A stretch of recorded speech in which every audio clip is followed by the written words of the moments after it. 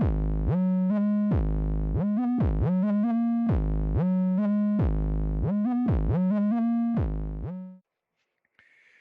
right, all right, all right. This guy, he made me work for it, but we got him. I got Pat Capra from Malka Sports. He's the president and CEO of Malka Sports.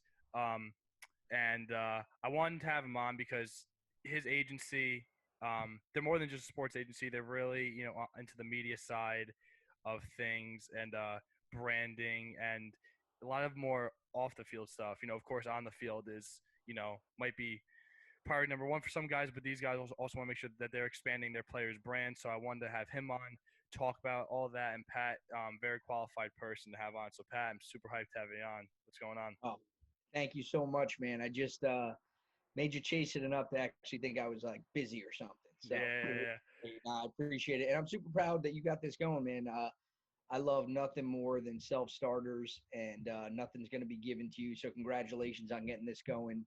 I know it's kind of a good forced education for you when you're networking and meeting different people, but I know firsthand how much extra time and effort this sort of thing is. So great job. Congratulations. Thank you. And honored to be here with you. Thanks, man. I appreciate that. So let's hop right in. So before you were with Malka, you were with the Lunar Sports Group, and you were with them for a while. I think you were with them for about 14 years, right? If I'm not mistaken, give or take 14 years. And so like what I want to know is kind of changing, changing roles. I know you were the president with them and you're kind of president and CEO now, but what was that transition like in terms of, the environment or the way they go about, their athletes and now with your new company with Malka? For sure, for sure. So there's some things are not different at all, and other things are a whole new world. So just for a quick, background to kind of paint the picture, I wanted to be a broadcaster coming out of college, and I quickly realized I wasn't going to be a player, so I could talk about sports. So I wanted to do that. So I took a job working. I got originally an internship with the New York Giants. I had gone to Ithaca College, did 4 years of broadcasting up there, and then got an internship with the Giants.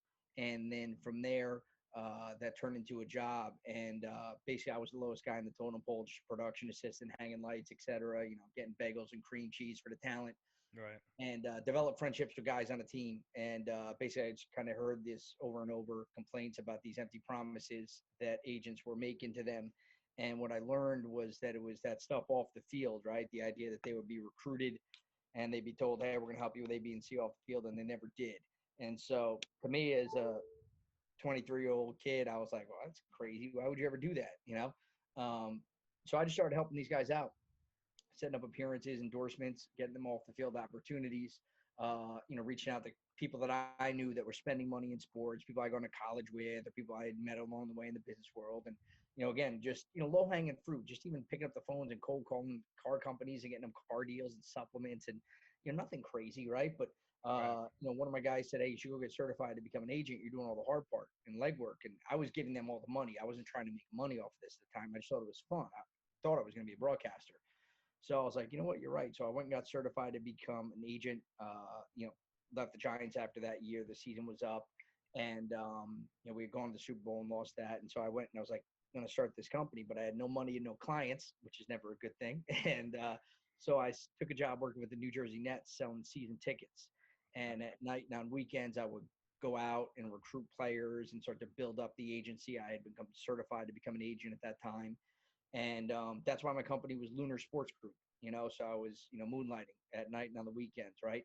And so just important to know, that journey. I worked at the Nets, sold season tickets, and at night and on weekends, I would continue to build up the company. After doing that for 2.5 years, I left and been doing it full time ever since. So important part of that story was, yes, I was the president of Lunar Sports Group, but I was 25 years old. And people ask me, well, how did you become president? I said, I just printed my cards at Staples. I printed the business cards, and I There you figured go. out. Actually, what's funny?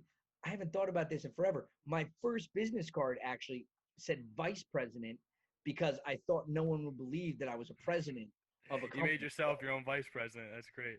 Yeah, dude, I demoted myself. So my first business card actually, I haven't thought about that forever. So I apologize. I just gave you a No, couple that's minutes. great. Keep it Those going.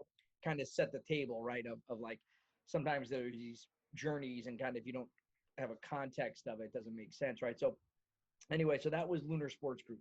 And I did that, for 13 plus years and absolutely loved it. Grew the business, was operating a variety of different areas. And I had been closely working with a good buddy of mine who launched a company called Malka Media and Lewis. And basically, I was working with Malka Media. They were providing, Louis Krubich and Jeff Romer and Dan Freed, who were the partners at Malka Media. I was working with them and their team.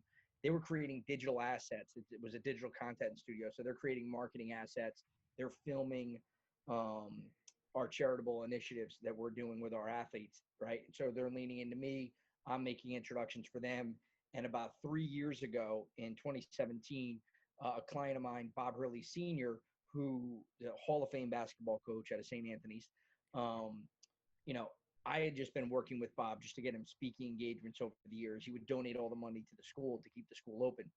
And he said basically, hey, I think this could be it. We could be closing down. So in an effort to help Bob um, and St. Anthony's keep the school open, I said to Lewis and Jeff, I said, hey, could we create a documentary? Could we follow this team, get some attention?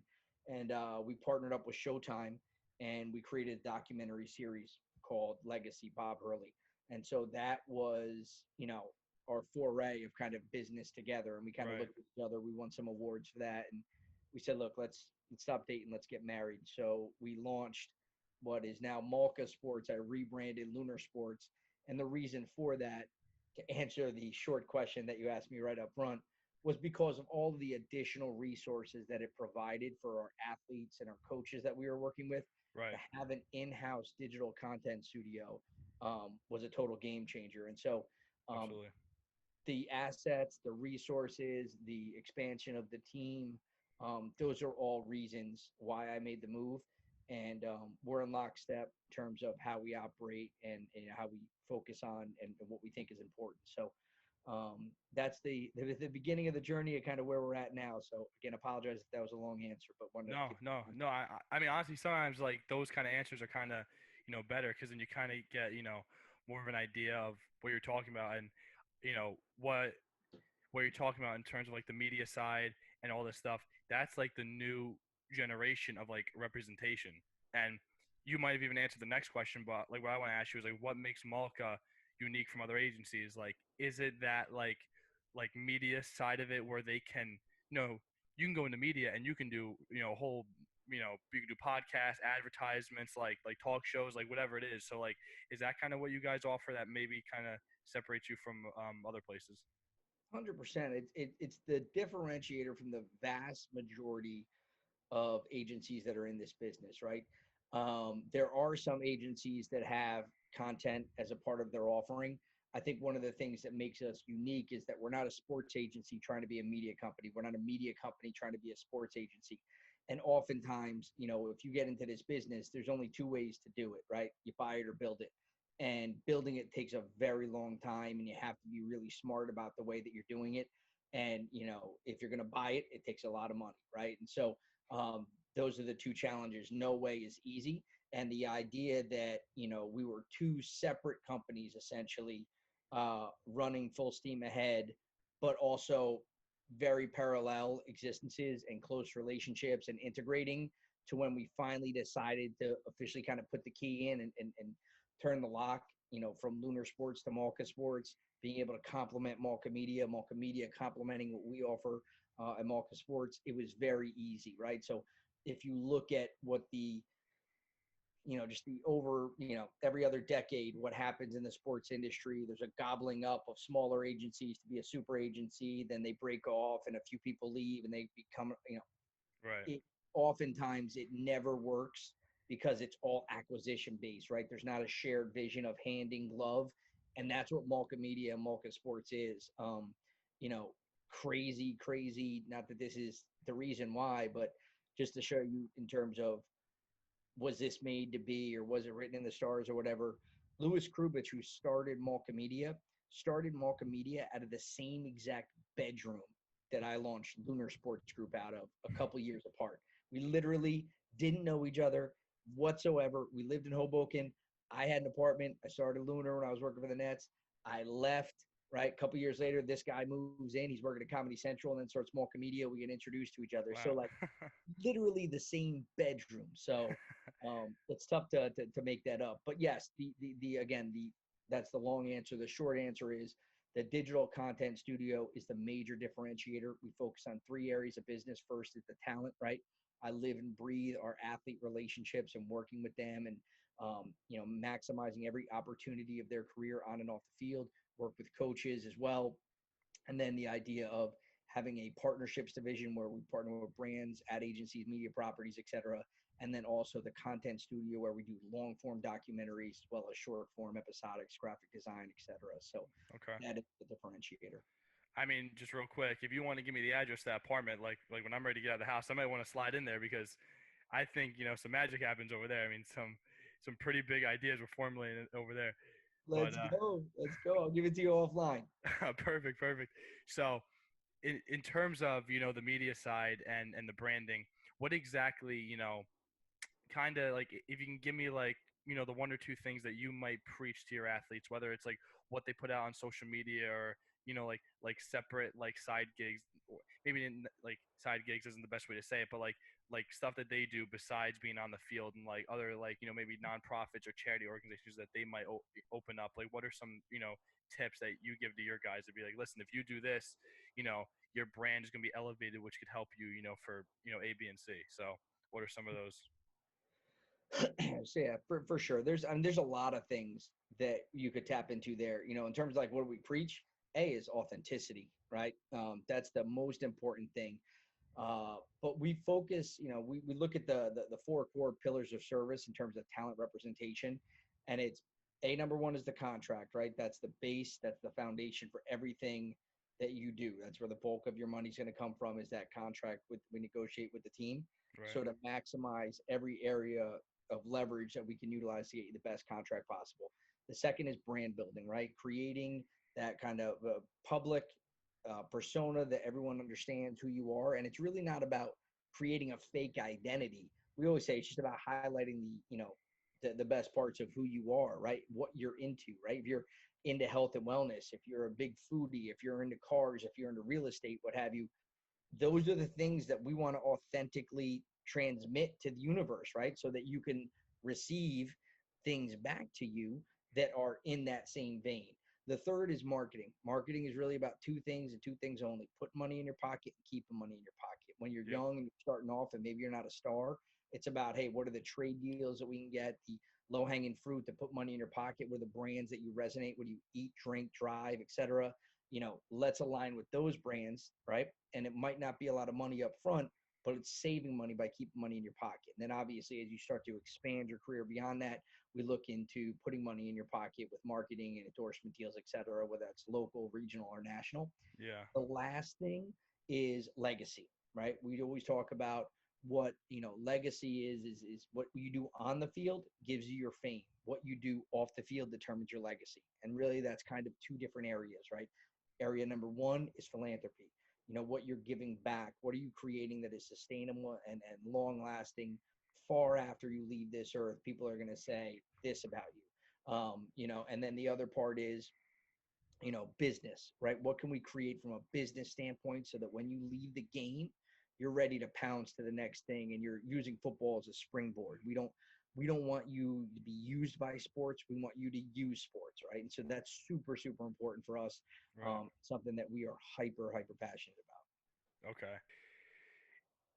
Obviously, like in a time like this when we have a whole global pandemic going on and people are stuck inside, and I'm sure like you represent guys who are not necessarily even local, like they might be in like different parts of the country. Like how are you able to get across you know those messages that you just talked about in terms of legacy and like philanthropy and all that stuff? And obviously, like there are times when things need to take like a pause and let everything else calm down. But what was it kind of like during this whole quarantine period, and you kind of, staying in contact with your clients, trying to keep them updated on, things that are going on. This has been a really, confusing period for a lot of people, for 4 months. You know, oftentimes you're reaching out to people or you're connecting and you have no idea what's going to happen on the other side of that phone or the other side of the email, right? From a business to business perspective, I'm grateful every day because, I'm employed and me and my family, we're healthy, right? But you have Yeah. better have an understanding that there's people that you're going to talk to on the other line that aren't feeling that same way. And so the first thing is being grateful about what you have, right? And understanding, you know what? If you have your health, if you have your job, let's keep your feet moving. And for our players, I'm in contact with them literally the last couple hours as is, going back and forth, all this NFL, CBA stuff, back and forth, updates on what's happening and what are they hearing, what we're hearing. So we're in constant contact, but it's the same way for the athletes. Keep your feet moving, right? Right. The idea that, this is going to pass at some point, whether it's 2 months, 4 months, 6 months. What do you look like after that 6 months is up? Because if you just waited for things to get better, things might always be different than they were, right? Yeah. Hopefully, there's a vaccine that could come and all that sort of stuff. But, how do we help our athletes? Is preparing for the future always. We never stop. The first thing we did in that first, 5, 6 weeks is put together conversations that were, they had just wrapped up the season. It was kind of just getting into the off season a little bit you know, let's set up conversations and Zoom conversations with people in real estate and finance and philanthropy and broadcasting that can help them. And we set up Zoom calls with a variety of different professionals that were in different sports with all of our clients. They came in and we were able to have these conversations. It was a great opportunity for us to continue building bonds with our players, but also Right. building relationships with them. And so that was super important from a COVID standpoint. Another thing was these guys can't get to the gyms. So we have to make sure that when they're training on their own, that they're still able to get recovery. So we partnered up and made some smart partnerships with a lot of brands that are in the health and wellness space, the supplement space, and we aligned all that with our players, right? Then we started, continuing to make, brand relationships beyond that are putting money in their pockets as well. But those are all the things, we got to keep moving. And if you wait around, you know, by the time things come back to normal, you're going to get caught flat-footed. So Oh yeah. my advice to anyone and everyone that can move is to keep moving, get creative, and creativity and work ethic will always win. Always. That's tried and true. Definitely. And one thing I'm curious about actually is like when you are trying to prepare your clients for the future, and I'm sure everybody's different, but do you find it's more or less frequent when guys are kind of just more like hyper focused on the present, like they just want to like perform, get the new contract, or just like try and stay healthy and staying strong, like is it hard to try and get some guys to actually have that plan, for like 5 and 10 years down the road when they're done playing? And like setting them up like for life after football or whatever sport they may be in.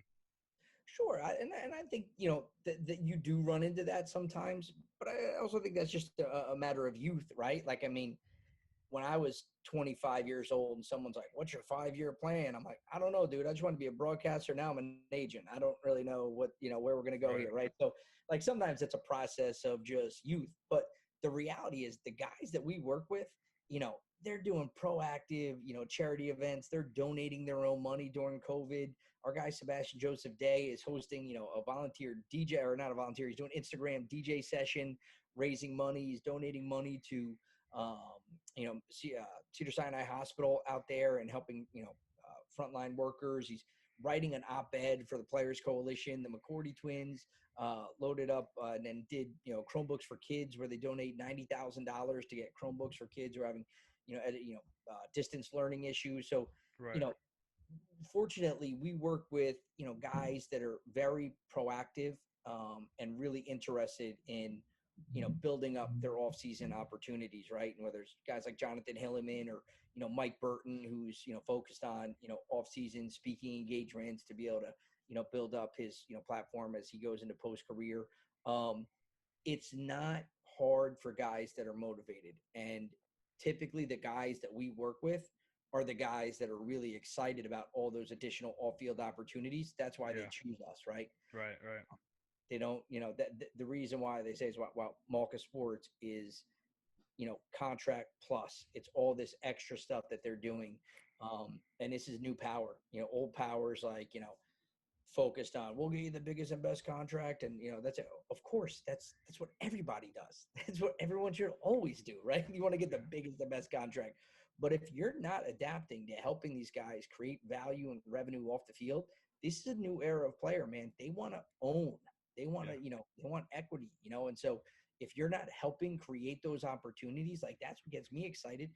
If there's a deal for a guy that can put money in his pocket, great. If there's a better deal that where they're going to get, money in their pocket and equity on the back end, let's get creative, man. Like, let's look at, the long-term deals. Like, that's what gets me excited. The mindsets of the Kevin Durant's and, the LeBron James, the, Steph Curry's, like those guys, I think are the gold standards in the business of sports, right? They look at sports as a springboard to what's next. And while they're doing that, they're also crushing the on field, Oh as yeah, well. And so, um, definitely. we try to push that to our clients all the time. Okay. Yeah, that's all. That sounds like definitely. You guys are definitely doing good and staying modern and staying up to date with all these things. And I think that's why you guys are very successful. Last question I got for you is, what other aspects of the sports world do you think that Malka will be kind of spreading their wings into over the next couple of years? Whether it's other sports or other aspects of media or just anything that you guys might have in store for your clients. For sure. So the number one focus will always be to service our clients, right? Because the idea of thinking about growing without making sure you're watering your own lawn, is foolish, right? It's not about moving on to the next thing. So it's about building a team that can continue to sustain before you look to add anything. And so for me, we look at, building our team. I talked before about Lewis, Dan, and Jeff, who've been, fantastic. And Lewis, who, launched Malka Media, and, Jeff Romer and Dan Freed, who've come on board and, done an amazing job, with Malka Media and the vision they've had for, working with the corporate side as well as, the entertainment and building out a lot of projects.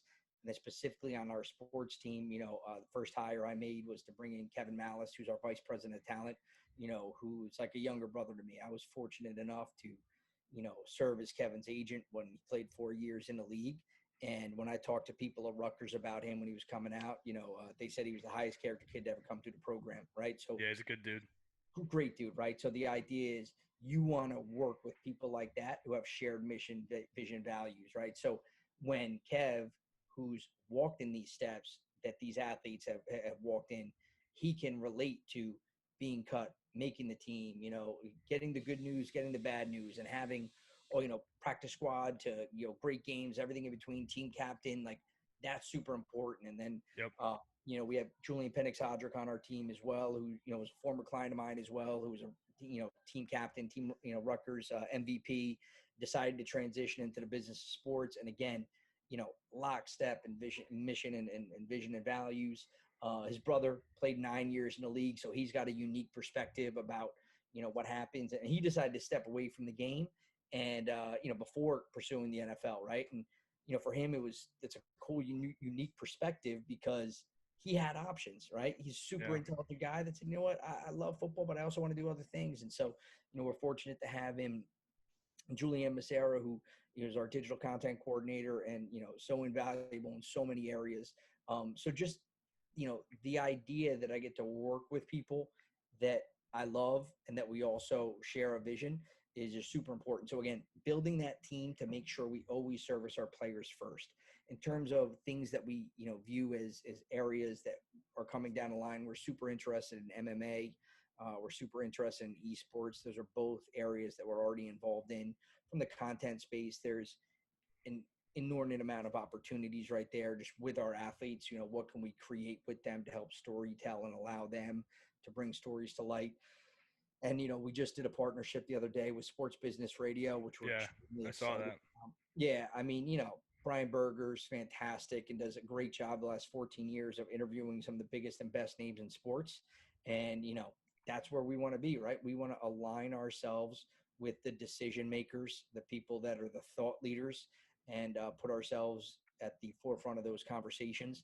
Those are the things that excite me and get me out of bed, right? Like, and at the same time, I want that to funnel back to all of our players, and so that they can see, the value of that. We want to work with good brands. We're extremely excited about a project we launched a few months ago with Kalo, which is a hemp infused seltzer that we're working with Malka and Hillview Medical to launch this hemp infused seltzer. And how can we align that beverage and create more opportunities for our clients and our athletes and our brands that we're working with? So, I mean, dude, there's so much, Yeah, we'll have to have a part two of of this podcast, but Um, just super excited about a lot of things that we're doing. And I think, hopefully it shows through at the end of the day. My Monday and Friday feel no different.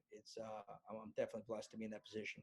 Absolutely, and it's you guys are very fortunate, and again, it's credit to the work you guys do, but all those things you just listed is because of the way you guys prepare.